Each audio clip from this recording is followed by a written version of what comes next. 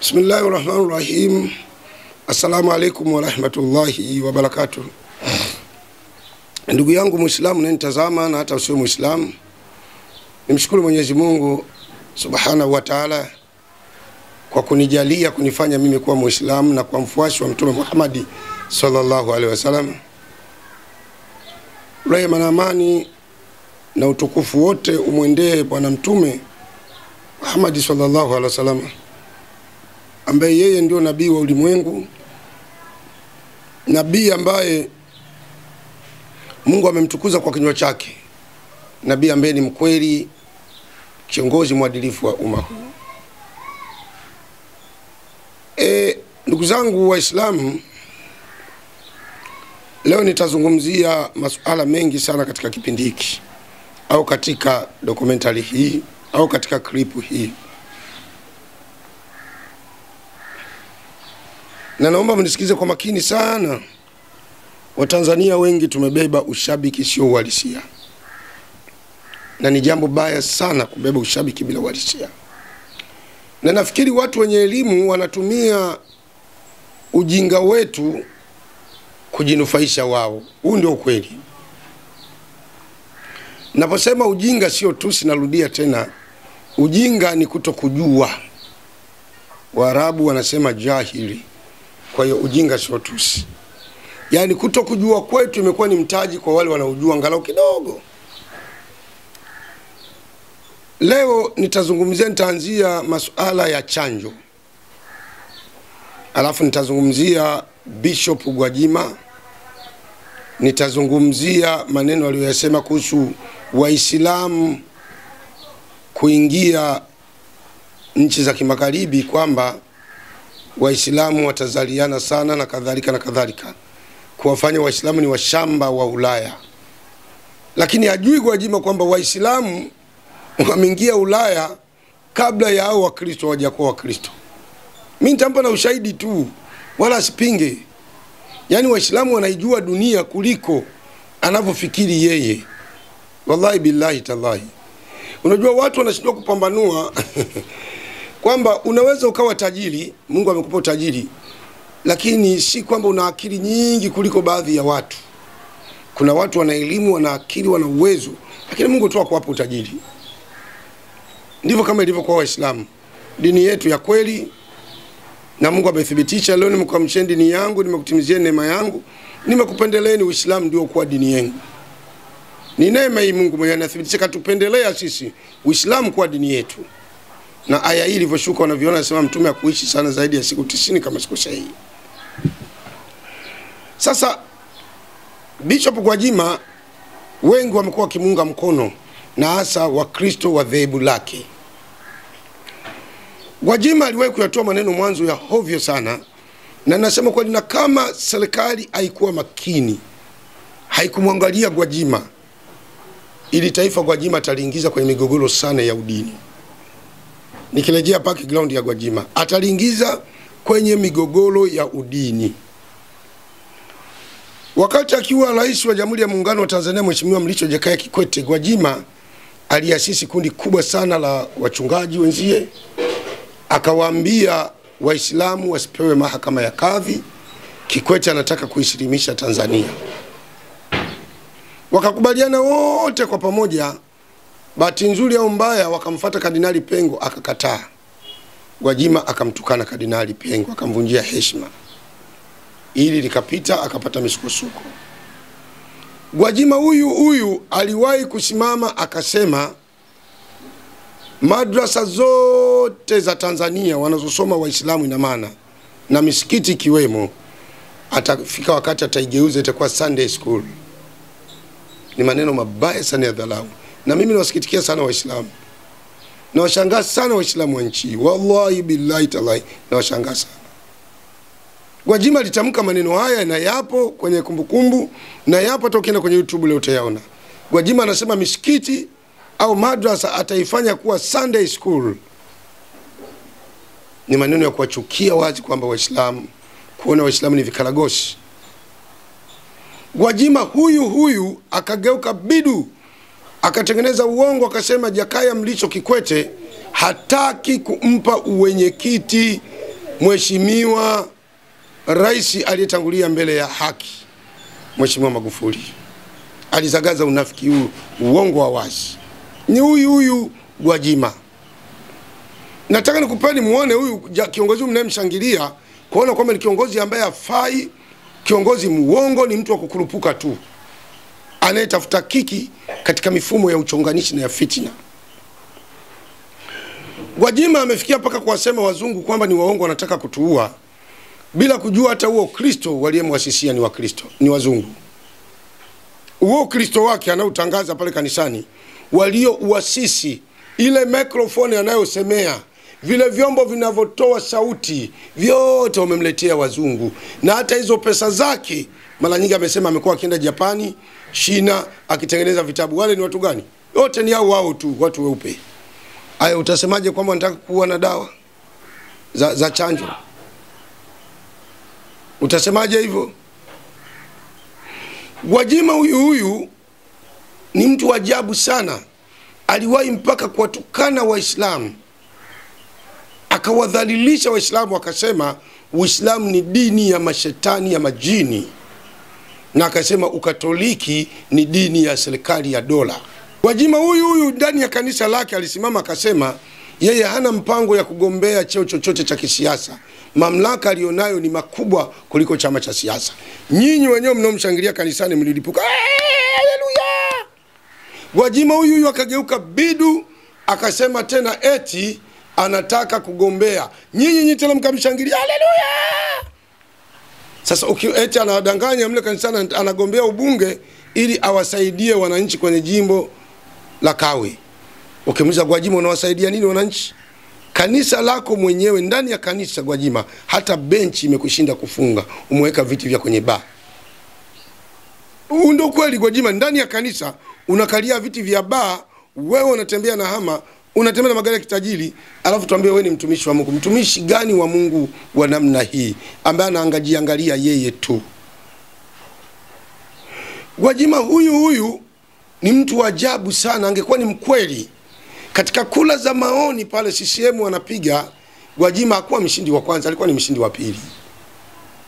Baada ya kupeleka kwenye halmashauri kuu, sio kama tikusi, sijui wenyewe wanajuana na vyama vyao, wa kwanza akatolewa, ye Gwajima mtu wa pili ndio akawa mshindi wa kwanza, wakampa akagombee ubunge wa tiketi ya CCM. Sasa ukimuuliza Gwajima, kama kweli wewe ni mcha Mungu, kwa nini ulikubali kumhujumu mwenzako aliyeshinda kuwa mshindi wa kwanza? Kwa nini ulikubali kumhujumu yule aliyekuwa wa kwanza na wewe ukakubali kuchukua dhuluma hiyo? Na tuseme kwamba chama chako kilikuona kwamba labda kikusaidie ili ukajaribu kutetea jimbo, lakini kwa kweli na kuwalisia, Gwajima uwezo wake ni mdogo wa kufikiri. Gwajima anaweza kaingiza nchi kwenye udini. Kwanza Gwajima yeye ni mbunge wa CCM, chama kikubwa. Gwajima angekuwa kweli ana uwezo wa kufikiri, maneno yote ambayo anayasemea kanisani, Gwajima alipaswa akayasemee bungeni. Tungemwona ni mtu mkweli anatetea watu wake. Au kuna sehemu nyingine angepeleka kwenye mkutano mkuu wa chama chake. Au la, tungemwona mtu mwenye akili angeita press conference akasema nje ya kanisa lake. Anaposemea ndani ya kanisa, ina maana maneno yale wayapokee kwa kisingizio cha dini, watakao mpinga watapata laana za Mwenyezi Mungu. Watu wenye akili, nafikiri mnanielewa, na haya mtakubaliana na mimi, ila wale wakeleketwa mtabaki wakeleketwa. Na mimi nawashangaa sana Waislamu, wallahi na hapa kwa dini ya Mungu. Mungu amewasifu Waislamu kwa ni watu wenye akili, na kaisifu Qur'ani. Ukisoma Qur'ani sura Al-Baqara sura ya 2 aya ya 2, Mwenyezi Mungu anasema hiki ni kitabu kisichokuwa na shaka miongoni mwake. Yani kitabu cha Qur'ani hakina shaka ndani yake, chote kiko complete, 100% kiko sawa. Lakini Mungu akasema ni uongozi kwa wale wanaomcha Mungu. Sisi ambao tunataka tuwe wacha Mungu, Mungu anasema Qur'ani itatuongoza.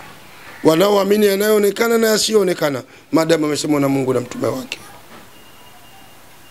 Lakini Gwajima pamoja na kuwadhalilisha Waislamu wote hapa Tanzania na kuwananga Waislamu, alipopata ubunge, Waislamu wenye njaa, mashehe wenye njaa, waliondoka hapa na vikanzu vyao chaku na yebo zao mpaka Dodoma kwenda kumwombea dua Gwajima. Mtu hovyo kama huyu mnaenda kumwombea dua ya nini? Mnakwenda kumwombea dua ya mtu ameonyesha chuki ya Waislamu, chuki ya Uislamu, chuki hata ya watu ambao sio wa dhehebu lake. Hata Wakristo wengine ana chuki Gwajima. Nimependa niliseme hili. Na kuja kuhusu corona ambayo Gwajima amekuwa akizungumzia, kabla sijaenda kwenye corona nigusie tamko moja aliwahi kulitoa. Anasema kwamba Gwajima, Ulaya mnawaruhusu haya Maislamu au Waislamu wanakwenda Ulaya, watazaliana, baada ya muda itakuwa ni Islamic State. Na Waislamu Waislamu wanaoa wake wanne. Waislamu wanaoa wake wanne kwa sababu wana nguvu za kimwili na Mungu amewataka. Unakuwa na mke mmoja kama mama yako mzazi. Dini gani? Mafundisho gani? Dini ya haki nataka uoe mwanaume rijal, uwe na ngoma 4. Hii ndio Qur'an. Kwa mujibu wa Qur'ani sura Nisa. Mungu anasema uweni wawili, watatu mpaka 4 ili tuzae mtume wetu siku ya kiyama ajifarishe umwaka ulivyokuwa mwingi. Gwajima huyu baada ya kusema maneno ya ovyo kwamba tunakwenda Ulaya na kadhalika, ni maneno ya kijinga. Kwa mtu mwenye akili timamu ataona huyu mtu ni mjinga. Mtu mjinga atamuona yuko sawa. Kwa sababu gani? Watu wengi wanafikiri Waislamu wameanza kwenda Ulaya leo. Wallahi billahi tallahi, Waislamu toka karne hiyo ya nyuma Uislamu umesimama Ulaya. Baada ya kumalizika Middle East, Uislamu uliingia paka Spain, dola ya Kiislamu ikasimama na watu waliishi kwa amani. Waarabu wameingia huko, nataka nimwambie paka leo meya wa London, meya wa jiji wa London ni Muislamu. Uislamu wa upingwi baba. Uislamu ni kama kuchoma udi ndani ya nyumba, alufu itatoka tu. Haupingwi. Meya wa London ni Muislamu. Gwajima kama ujui, angalia hili eneo, labda nikuonesha. Angalia hili eneo, hebu tuwekee ndugu mwandishi, angalia hili eneo hili. Unaona hii documentary, angalia hili eneo. Waislamu walivyokuwa wengi Uingereza, ndio Waislamu walivyokuwa wengi London. Watoto wa Kiislamu wanavyokwenda shule, ambao hata Dar es Salaam hatuna wingi wa Waislamu namna wanaokwenda shule. Watoto wa Kiislamu hii wanakwenda Islamic primary school Islamic, wanakwenda watoto wa Kiislamu shule, wanakwenda secondary, wanakwenda primary, watoto wa Kiislamu. Angalia walivyokuwa wengi. Haya, tuoneshe Wakristo wengi wa namna hiyo Ulaya, tuonyeshe. Na tunaposema Ulaya hiyo Uingereza, tunaposema wapi Waislamu si Wakristo si wengi. Wazungu 80% hawana dini. Labda tukwambie Gwajima hawana dini, ila ni watu na ni waungwana.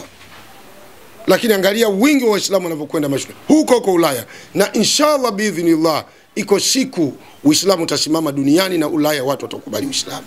Kwa sababu mila ya Uislamu ni mila nzuri. Acha hiyo, mnadanganya watu. Mimi nilikuwa Mkristo na ujua Ukristo na Biblia naijua. Na kama unapinga Gwajima, tukutane siku moja tufanye dialogue mimi na wewe kuhusu Biblia. Wallahi na hapa nikutane na wewe siku moja Gwajima, na uite wafuasi wako tufanye dialogue kuhusu Bible unaowadanganya watu kanisani kwako.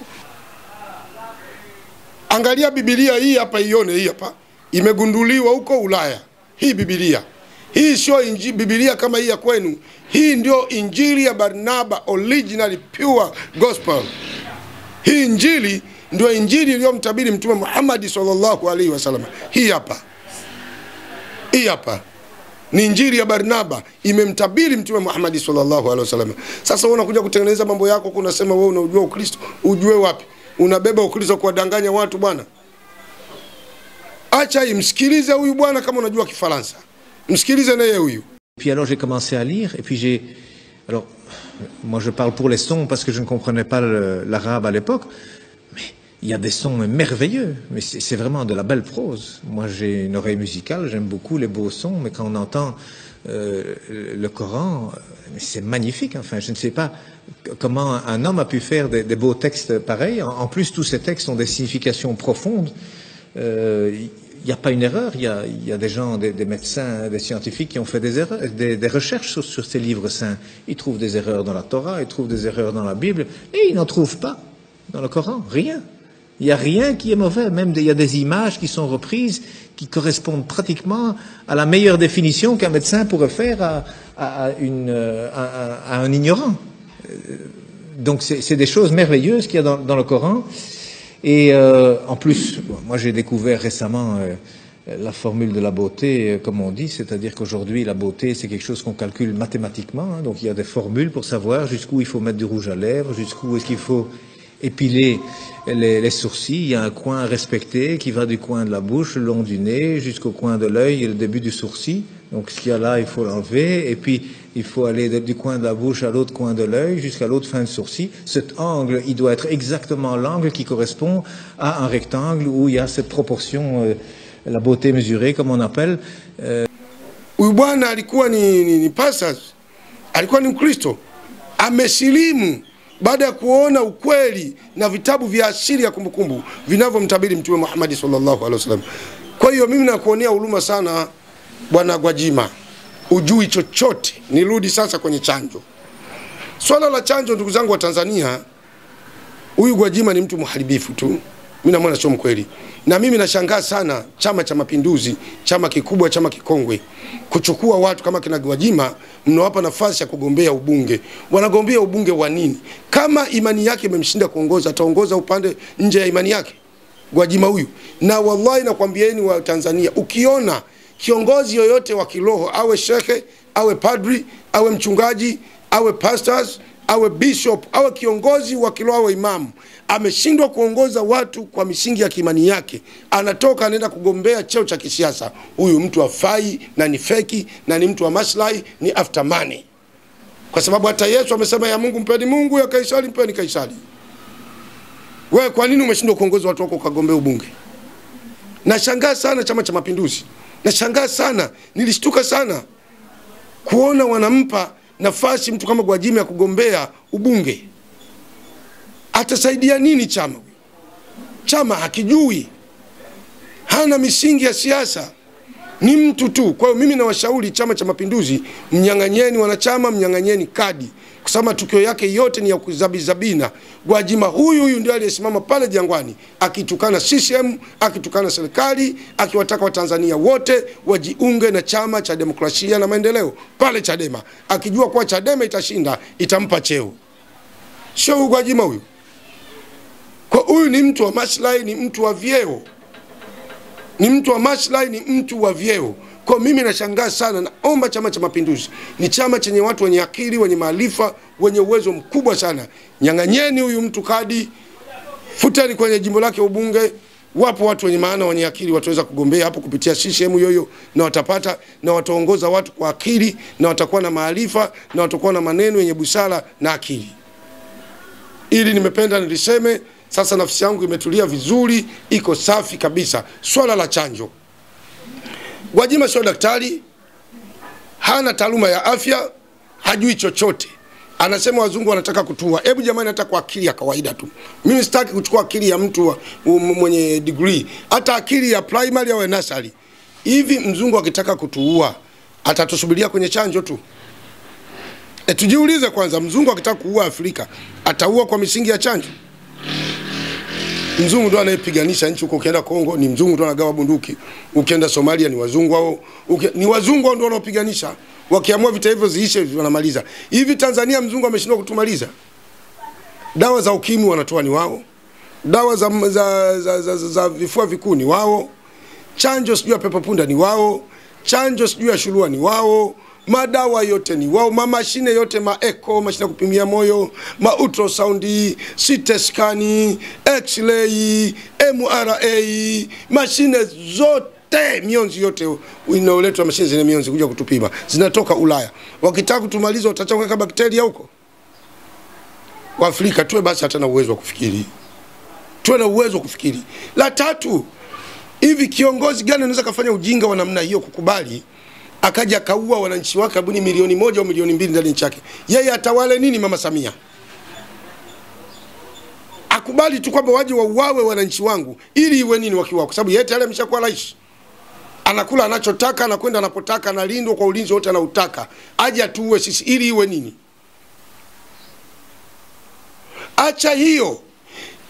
Rais Samia ameanza kuchanja yeye na vyombo vyake vyote vya ulinzi na usalama, aje viangamize vile. Yeye atalindwa na nani?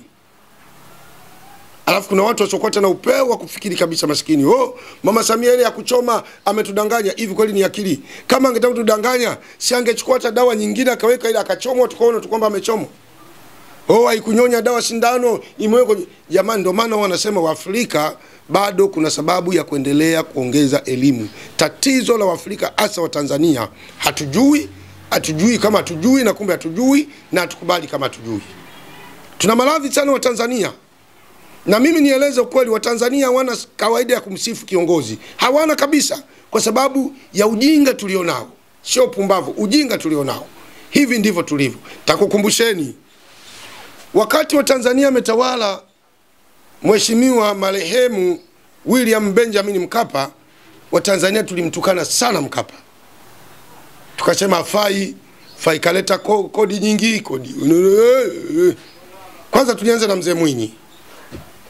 Mwinyi tukasema huyu mzee Luksa hafai, tukamchola pale chuo kikuu, tukanaenda Mama City. Mwinyi akasema hapana. Mtoto akiunyea mkono au kati unauosha. Huyu mzee ana busara sana, maskini ya Mungu. Akaona wa Tanzania ni njaa tu. Lakini Mwinyi katutoa tongo usoni. Akaja mzee Mkapa kafanya mambo mengi mazuri katika hii nchi. Lazima tukubali. Tusitaki kwa tunatukana watu tu kwa chuki, nimchukie Mkapa basi, lakini kafanya mambo ya kheri. Sisemi amefanya mema matupu, yeye Mkapa sio malaika. Ana madhaifu. Tukambeza Mkapa. Oh, magazeti yameongezeka. Oh, mala nini. Oh, anabinafsisha. Mkapa kajitahidi kutaka kujenga Tanzania. Muda wake ukaisha, kamwachia Kikwete. Allahu Akbar. Alipokuja kakaangu Jakaya ndio kabisa. Oh, rais gani kila wakati Ulaya? Tumechagua mtalii. Huyu bwana hafai. Angalia sasa. Kila wakati Ulaya. Ufisadi umezidi. Kikwete paka wengine wanasiasa wakamtukana Jakaya wakafikia kusema rais dhaifu. Kuna mwanasiasa mmoja akafikia akasema rais dhaifu. Hivi kweli rais anaweza kuwa dhaifu? Kwa akili ya kawaida rais anaweza kuwa dhaifu?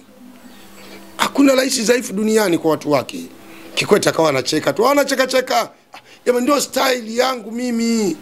Mimi nakuoneeni huruma nyinyi raia wangu. Nikitumia nguvu nitakumalizeni. Kikwete akawachia nchi, haya hiyo nchi. Kaja Magufuli. Allahu Akbar. Tukageuka baba bidu. Magufuli hafai. Amebana sana, vyuma vimebana. Rais huyu hafai. Vyuma vimebana. Haiwezekani. Jamani, hakuna. Hivi wa Tanzania tukoje akili zetu? Tunafikiri nini? Tukoje? Tunataka nini? Tunatakaje malaika? Ikafikia siku moja Kikwete ameenda bungeni kwa unafiki wa wabunge baadhi, sio wote. Na unafiki wa Tanzania tulivyokuwa waongo, watu wakasimama bungeni wanamshangilia Kikwete. Tumekumisi baba. Mlikuwa mnamtukana, mmemisi. Kawachieni nchi yenu. Eti kujifanya kwamba wamtaki Magufuli. Mungu kamchukua Magufuli kamleta Mama Samia. Allahu Akbar. Mama Samia afanya kazi bwana. Hao Tanzania ndivyo walivyo. Wakainuka wa Tanzania wengine kuanza kumnanga marehemu. Siku moja mama akiwa Dodoma, naona anaongea na maaskofu. Askofu mmoja akamwambia, mama, hawa wote wanaomtukana Magufuli wanataka vyeo kwako. Na ndivyo tuna misingi ya kujipendekeza badala ya kusema kweli. Mama akaona kweli hawa watu wa ovyo tu hawa, sio wa kweli hawa. Akasimamia misingi yake ya haki na ya kweli. Imekwenda mama tumemgeuka naye bidu. Oh, tumemkumbuka mzee. Sasa tumemkumbuka mzee wetu Magufuli baba. Rais wa wanyonge nyinyi wa Tanzania, kweni wa kweli, acheni unafiki. Kuweni wa kweli nyinyi. Mnataka kufanya watu kama hawana akili bwana, mkae mnayumbisha watu.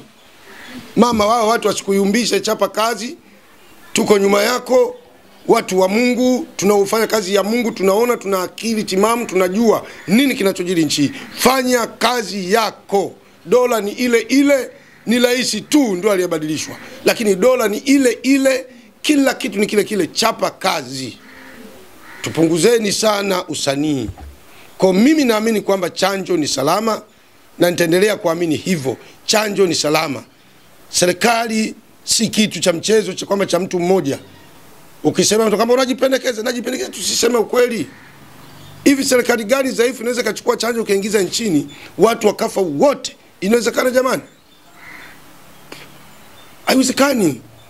Kwa hiyo Watanzania ndivyo tulivyo, tunamnanga mama, tumeshaanza mama hivi. Mama akiondoka, akija mwingine, tumemkumbuka mama. Bora ya mama. Jamani, namaliza na swala la katiba. Katiba ni jambo muhimu, ni jambo mtambuka, ni jambo la watu wote, lakini si jambo la mtu mmoja wala la chama. Katiba sio mali ya CCM wala ya Chadema wala ya Kafu wala ya NCCR wala ya TLP. Katiba ni ya Watanzania wote. Lakini Watanzania wenzetu tufike sehemu tuwe wa kweli. Tutakuwa tunajiingiza kwenye migogoro isiyokuwa na maana. Huyu Mama Samia ambaye watu wameweza kumfanyia ushenzi, wallahi billahi. Huyu Mama Samia ndo katoa watu jela. Kaingia tu miezi 3 bado. Mama Samia katoa wale mashekhe wa Uamsho Zanzibar. Mama Samia ile kesha Kinamboa walikuwa wamefungwa, wameapili na pesa wamerudishiwa kwa nguvu ya Mama Samia.